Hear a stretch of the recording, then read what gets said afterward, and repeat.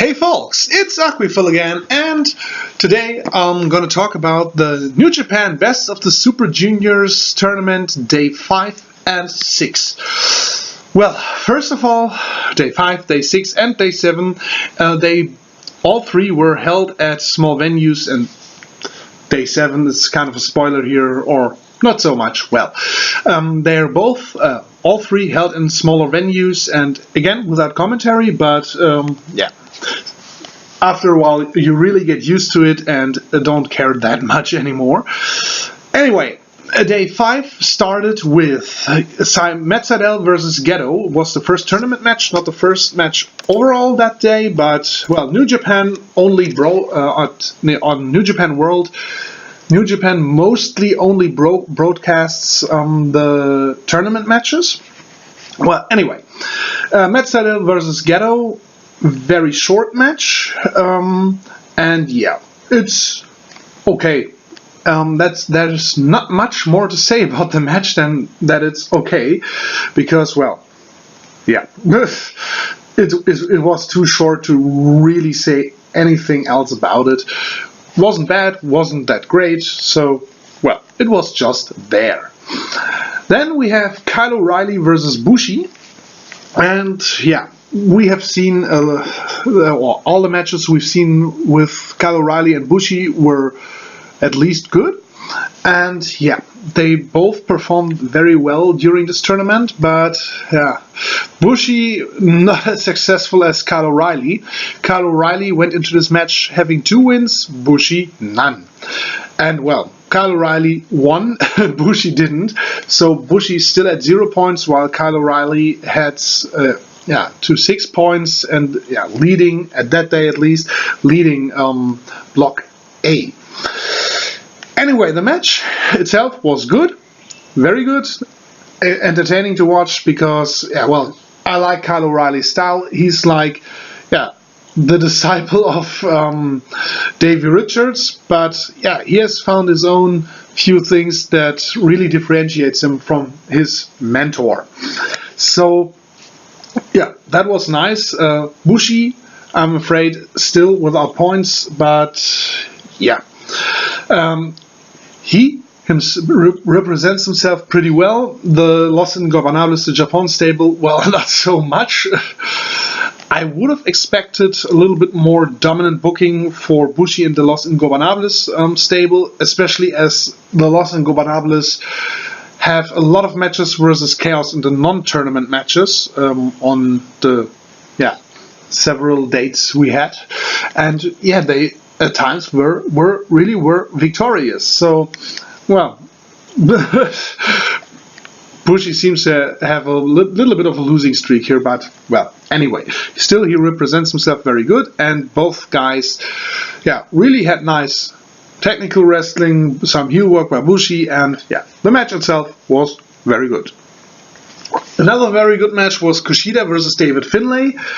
Kushida, the champion, heading into this match, hasn't got a win either, and yeah, neither did David Finlay. So, well, it's a little bit a do-or-die situation for both of them, because if you head into the 4th day of your block matches and still haven't got a win, well, it will be hard to come out on top in the end.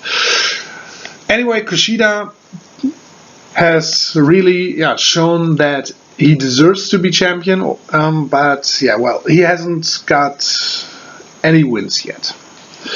Still, he represented himself quite well too, and yeah, well, David Finlay at times didn't have the chance to shine that much, and yeah, well, you see a lot of his father in him, with a little bit of brawling, very technical wrestling, and that's the cool thing about this match. Kushida is not the extremely high-flying type, like, for example, Ricochet or good old Will Ospreay, but he's more focused on technicality and, of course, submissions, with some high flying.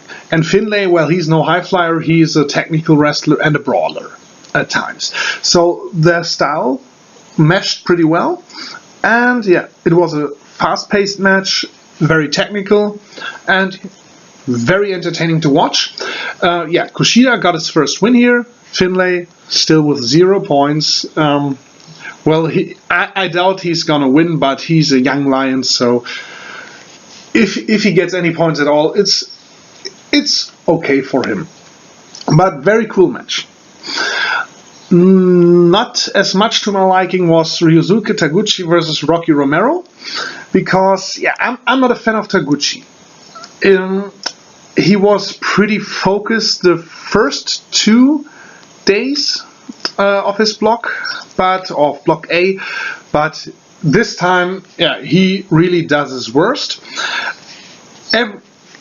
I felt like every second move of his was a variation of his hip attack. And I'm not a fan of hip attacks because, well, it looks just plain silly. It looks silly with the women, it looks even more silly with the men. And yeah, he didn't use 1 or 2 hip attacks, he used them a lot here. And even Rocky Romero, who's a pretty decent worker himself, even he couldn't make up for it. And yeah, the match at times dragged a little bit along, because yeah, if you're not a fan of Taguchi's style, obviously you're this match wasn't for you, wasn't for me either. It's really too butt heavy, the offense of him, or his offense. And well, apart from that, it was a nice match, but that really bothered me. And yeah, both guys tried to have their little homage or parody of Shinsuke Nakamura and even Taguchi's move with which he won this match was a butt maillet, his beau maillet version where he uses his butt or his hip. Well, some people might like it. I'm not too much into it, so match itself pretty nice, but I told you what bothered me. And Taguchi having 6 wins, well, he leads with Kyle O'Reilly, led with Kyle O'Reilly that day. Both had 6 points. Coming in second, or rather third, were Matt Sydal and Rocky Romero with 4 points. With 2 points, Kushida and Gedo, and Bushi and Finlay still without any points. Well, let's head into day 6. Was the better day, I can promise you that. First of all, the match between Chase Owens and Tiger Mask. Well, Chase Owens, pretty heelish, of course. He's a member of the Bullet Club. A very, very short match. And yeah, Tiger Mask incorporates many kicks. The interference from from Yujiro Takahashi, well, it leads to him being kicked in the face and Tiger Mask gaining the upper hand. And in the end, it was a nice match, but very, very short.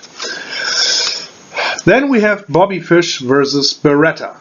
And this match really got me because Bobby Fish is a no-nonsense kind of guy, and Beretta mostly is the cocky kind of heel, that a really arrogant heel who we saw it with Ospreay here, like, you've done good, little boy. He didn't pull much of his cocky heel nonsense here because Bobby Fish is a straight business guy, and in order to beat him you need to be all business too. And another nice thing, they both have great chemistry, and of course, as they have met in many tag team bouts, and I think they even have met in singles competition. I mean, Red Dragon is active in Ring of Honor, New Japan, Pro Wrestling Guerrilla, and Beretta, well, is active in all of them too, or at least was for most part. So obviously they know each other well, and it really helped the match because, yeah, it was a no-nonsense match. Very, very suspenseful. Who would walk out the winner after it? And yeah, one memorable moment was the vertical suplex to the outside. You don't see that often. And yeah, well, overall it was a very cool match, very good match, and one of the best matches of the tournament thus far. Really entertaining, and in the end Bobby Fish got his first win. Well, third tournament match of the evening was Volador Jr. versus Jushin Thunder Liger. And well, of course, fast-paced match. There were a few nice high-flying spots by Volador Jr. Jushin Thunder Liger, of course, not being able to keep up the speed of Volador Jr. or with the speed of Volador Jr. tries to ground him with some submissions during the match. And well, was again a nice match. Not much to say about it. Just that I don't know what's happening with Volador Jr. and his mask. At times it's on, then it's off again, and well, in Lucha Libre, either you have a mask or you don't have a mask. There's not this, well, now I stand here without my mask and I wrestle with my mask, and that's Anyway, still nice match. And of course, the main event of the evening, Will Ospreay versus Ricochet, and yeah, these two guys are without a doubt the best high flyers that New Japan Pro Wrestling has to offer.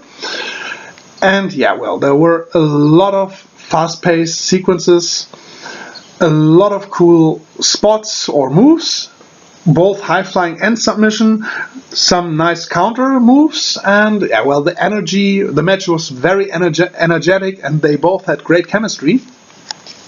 And yeah, some highlights of the spots were some different topes or suicide dives, and we all know how well or how good these two can spin around in the air. So very spectacular. Of course, we have a double head kick where both try to kick the other guy in the head, and both are knocked out or knocked loopy, whatever. And a jumping DVD on the apron, and a lot of stuff. Some hard strikes were in there too.